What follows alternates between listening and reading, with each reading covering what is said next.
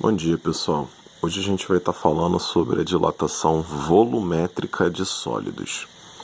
Na dilatação volumétrica, a gente vai ter a dilatação tanto no sentido do comprimento, como no sentido da largura, como no sentido da altura, tá?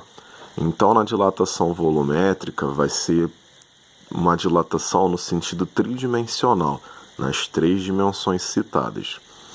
Da mesma maneira que na dilatação superficial e na dilatação linear, nós vamos ter a variação de dilatação, vamos ter o volume final e o volume inicial.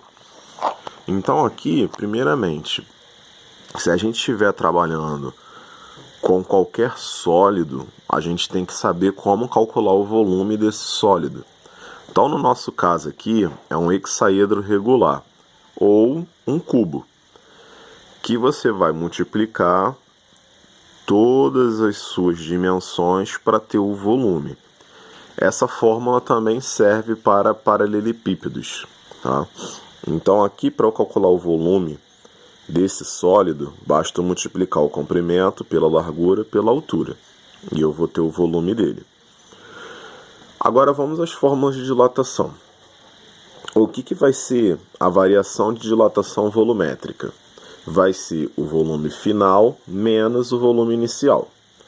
O que vai ser o volume final? Ele vai ser o volume inicial mais a variação de dilatação. E o volume inicial ele vai ser o volume final menos a variação de dilatação. Lembrando que da mesma forma que as outras duas dilatações, a dilatação volumétrica também depende de três fatores, tá? Então, os fatores são o volume inicial do sólido, a variação de temperatura que esse sólido vai sofrer, o tipo de material que compõe esse sólido. Então, aqui nós vamos ter aquelas mesmas fórmulas que a gente teve na dilatação linear e na dilatação superficial. Então, aqui, ó, eu tenho variação de volume, que vai ser igual a volume inicial vezes o gama vezes variação de temperatura. Lembrando que o gama ele vai ser o coeficiente de dilatação volumétrica. Do mesmo jeito que na linear tem o alfa, na superficial tem o beta, na volumétrica nós temos o gama.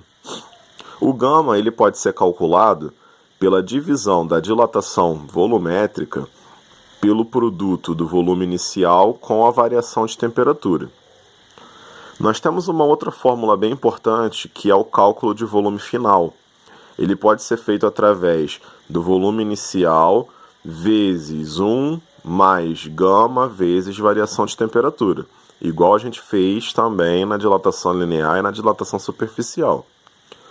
A variação de temperatura vai ser igual à dilatação volumétrica dividido pelo volume inicial vezes o gama. O gama ele tem uma relação com o alfa, e essa relação o gama é o triplo do alfa. Então, se por um acaso num problema ele não te dá o gama, mas ele te dá o alfa, é só você multiplicar o alfa por 3 que você consegue encontrar o valor do gama. As unidades de medidas utilizadas na dilatação volumétrica. Tanto a variação de volume, como o volume final e o volume inicial, todos eles são medidos em metros cúbicos. A variação de temperatura, a temperatura final e a temperatura inicial são medidos em graus Celsius. O gama vai ser medido em inverso de unidade de temperatura, igual o alfa e o beta. Então aqui está a explicação de dilatação volumétrica.